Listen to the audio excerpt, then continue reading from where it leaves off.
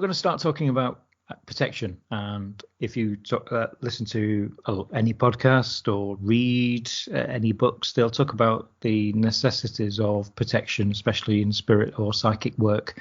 And I suppose myself and Ian, we have very differing views about this, but it'll be nice to discuss whether protection, does it work? Is it something that comes from spirit? Is it something that comes from the mind? And for people who don't know, it is often people will say that there are various protection exercises, and some of you might be aware of them, some of you might not. But usually it's one where you envisage white light surrounding you, usually coming from the sky or coming from above you. White light comes around you and it protects you from any negative forces. I've also seen people have protection exercises where they imagine a bubble, a mirrored bubble, because a mirror will reflect any negative experiences. So there's various ones, and different people have put their different angles onto that. So Ian, when you're doing mediumship workshops or anything like that, or ghost hunts, do you do protection? No, I never have. I've never felt the need to, and I sort of look at it, as a psychological sort of a crutch, really, and this is where I do feel a little bit of knowledge does go a long way. Granted, if it works for the person, fine. There isn't any harm in you doing it, but it's looking at the reason why. From a mediumship point of view, you and I are very sort of pertinent about working with your guides, understanding who your guides are, building up a strong rapport with your guides, and your guides will always say to you, there's nothing, it's nothing to be fearing. Granted, the other side of, particularly spiritualism, they might come say, oh, it's as above, same as below. If a person was really evil in life, they'll be evil in spirit, and I don't feel that goes there. There's a much deeper issue. I do feel it's progression of the soul. I mean, again, it comes back to what happens when we die, and that, for instance, somebody who is really evil, let's pick, for instance, Hitler. Is he the same spirit now as he was, through the First and Second World Wars? That's a question of sort of a much deeper issue. So Ian, so what you're saying is that really some spiritualist churches or spiritualist teachings will say that if you're evil in life, then you're evil in spirit. So that's where people have got this idea then that we're surrounded by evil spirits. Yeah. I do feel it comes back from the principle you call, my teachers taught me so. So it comes out of a place of what you call it ignorance. It isn't a spiritualist teaching. It's just that some people who were mediums, who were the tutors perhaps at a spiritualist circle, then they say, oh yes, it's this and this and this, without doing any sort of research or indeed asking their guide. It is wrong to say, it's certainly not put out by the SNU or anything there, Spiritualist National Union. It's not one of their mandates. It is, however, I do feel individual people coming together, like-minded, and putting maybe a little bit of misinformation, a little bit of fear, but we can do it because I'm your teacher. I am looking after you. Yeah. Nothing's going to harm you. So I feel it comes from that type of view. The same as having to open up when you do mediumship. Imagine your chakras like traffic light colours or flowers. I think what you're saying though, I mean, it kind of sums up why we do Essentia, but. So basically what really has happened is there's the initial teachings, the philosophy, and people have taken that and then they're teaching. Now, let's say that teacher then has picked up another interest. So, I mean, let's say they picked up Reiki healing. Yes. So they then start to implement that Reiki healing into their teachings. Yes. And then that Reiki healing part of that teaching is then taught into their student. Yes. And then if their student is a teacher, and then they carry on, and let's say that student has an interest in chakras, suddenly we have a spiritualist teaching that is now infused with Reiki, a Japanese system. Yeah. You've got chakras, an Indian system based on based on spiritualism, based kind of based on the early Victorian or 1800s beliefs. I feel the Victorian beliefs, they went cluttered with all this claptrap, this sort of fluffy unicorn and rainbow bridges. No. And I feel it's, as we come into the modern times, certainly after the Second World War, maybe into the 60s, early 70s, where there's a resurgence in spiritualism, wants to be a medium, all of that type of thing, and people have brought stuff from outside spiritualism into the spiritualist circle, so it comes out that way, because Victorian spiritualism was very, very, very strict. It had to be to produce the phenomena, the physicality of things that took place. People want things tomorrow, these in this day, so it doesn't work. Yeah, and I think with protection, and that's where these exercises, pre-internet, they were only taught verbally or they were read. Yes. So somebody took the decision to create a protection exercise. And I mean, from my sort of angle about protection is firstly, I don't feel that we need it. Working as a medium, you essentially have got your firewall, which is your spirit guide. So your spirit guide will not let you come into any form of harm or any issue there. If you feel that you've come into harm while you've got a spirit guide, then you need to address what the experience actually was. Is that your interpretation of the experience? It's a good point. Yeah, and then secondly, in various magical systems, there is protection. Everybody's heard of a magic circle, which is a form of protection to stop from outwardly energies to come in and play around and that sort of thing. So that intrigues me as well, because I do know that magical protection, again, it's very, very different from a spiritual. So we're kind of comparing two very different systems together and saying, does protection work? From a magical perspective, I depending on what you're doing, I think it certainly would be. But from a spiritual perspective, and again, I could argue in a magical essence that if you are working with certain deities or certain energies, that they would be that protection for you as well. Mm-hmm. But I do feel that certainly with ghost hunting or whenever you're doing meditation, I've even heard people doing protection exercises before they actually start meditation. I've heard that many a time, which is just absolutely crazy. The way I think protection works within a spiritualist confines or mediumship confines is that, if anything, it's from a psychological perspective, it's another form of meditation in a way, because what you are doing is, you're imagining, you're visioning this, a ball of light, or you're visioning a cone of power. You're doing something. It's no different from when an athlete is imagining the winning flag or the checkered flag. Lewis Hamilton always imagines himself, I'm going to win this race, and it's about thinking positively. So So rather than protection, it should be classed as positivity. I think you're positive. You're filling yourself with white light, which has links with probably most religions as being related to deities. So you're imagining yourself that you are, you're linked in with there. But overall, I don't think you need protection for spiritualism. I mean, what do you feel? I mean, are you 100%? Have you ever used protection, or has anybody, while you've been doing an event or anything, asked for protection or anything? Well, people on the venues, going to ghost hunts, I've often said, but we need protection. And I was saying, look, I says, there's no harm coming to you. And sometimes, I did with one person who was really scared. And we were in this place called the Nottingham Caves. It's under the big shopping centre.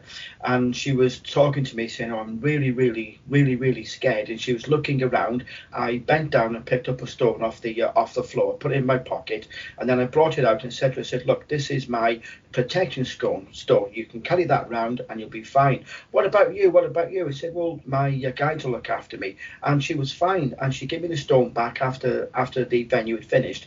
And the stone was red hot where she'd been gripping it. She was fine. She never had a problem. There are some mediums I've worked with who would always get in a group together, imagining the white light and tree roots coming through your feet, and this type of what I term is a bit nonsensical, to be honest.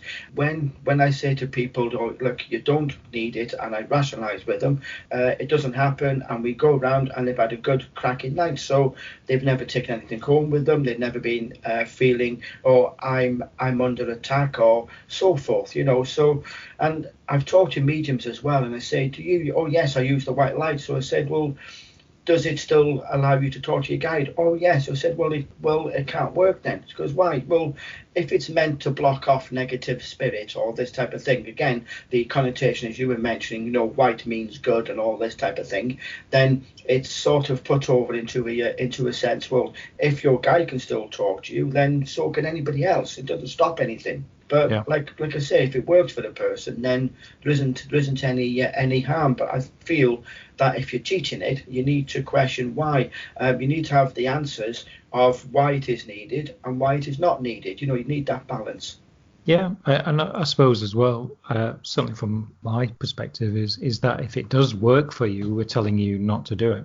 If it helps your mind go into a particular mindset that you believe that you are protected, that you believe that you are not encountering negative spirits and that sort of thing. If that works for you, then that's fine. There's no problem with that. I think it's just that when it's being taught as being law almost from various mediums, that you must do this, you must do that, then that's where I take issue with it. And I've seen, as you say, I've seen mediums work, and I've seen them all with different exercises and ideas, and doing circles or seances. And some people said, oh well, before we start a seance we must do a circle of white light, or yeah. But why would you want to do that? What's the reasoning if there isn't protection there as it is? And I think what's happened is over time the spirit guide has been kind of side-aligned in a way. Yes. It's been moved to the side, and the emphasis has been on a greater, higher consciousness or deity, and hence why you've got to have this white light. You've got to be surrounded by love and joy and that sort of thing. And as you say very, very rightly, that of all the events that we ever did, myself and you, we never did any protection exercises with anybody. We've taken probably hundreds of thousands of people, and nobody was ever possessed or anything like that. It wasn't. People learned their own sensitivities and had an experience through mild overshadowing, which again that leads into a different set of topics. But it puts over.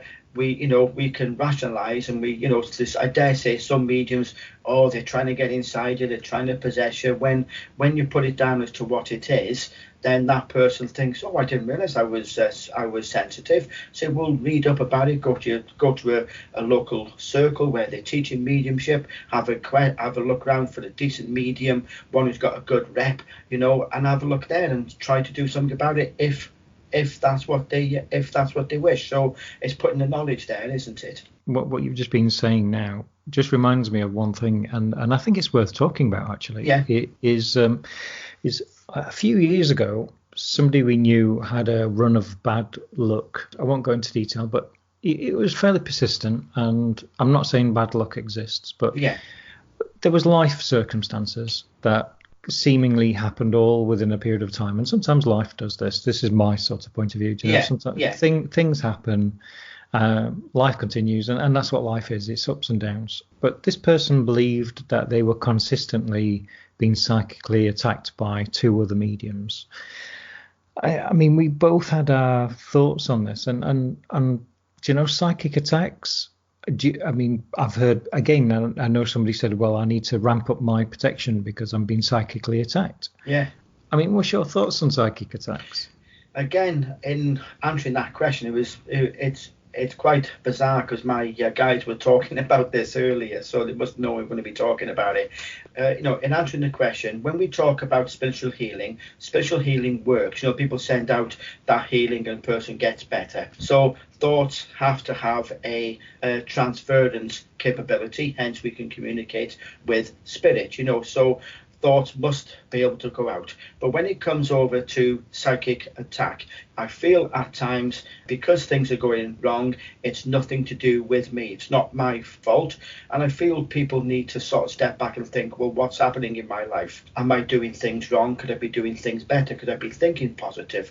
We all have that sort of anxiousness. We all have that sort of, oh my God, I can't cope.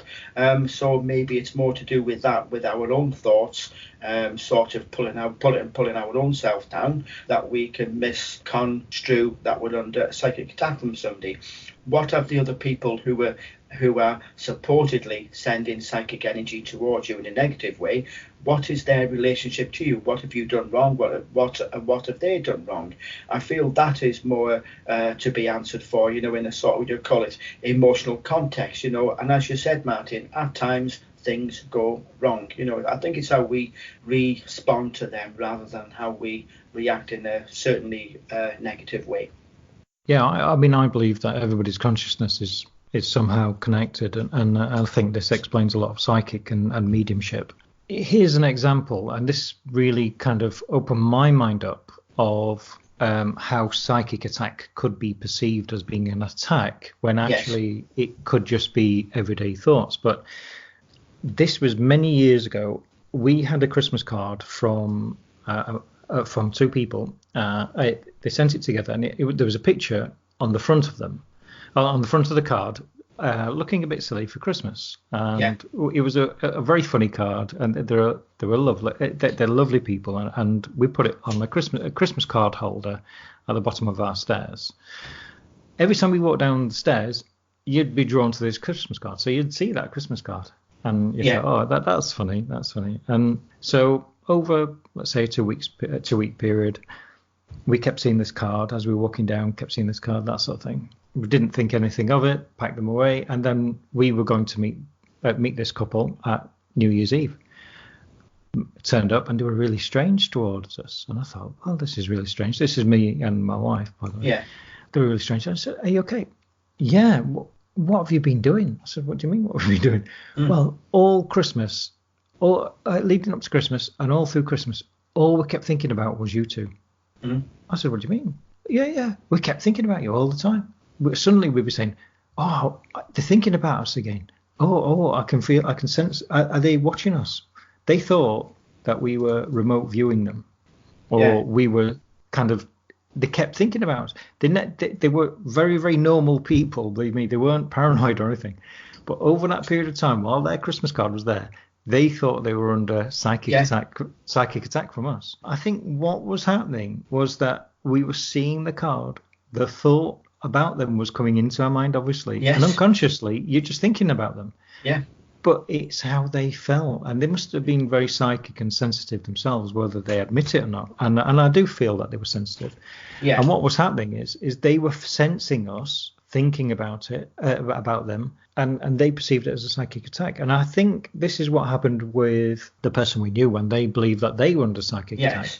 Yeah. They were constantly thinking about the other person or the other people, and in return they were thinking about that person, and instead they're not able to decipher the psychic message and say, it's just natural ability. Most of us just forget, we're not aware of what people are thinking towards us, and people who are especially psychic are very, very empathetic, so they can sense emotion around people, or you might be able to pick up things around people.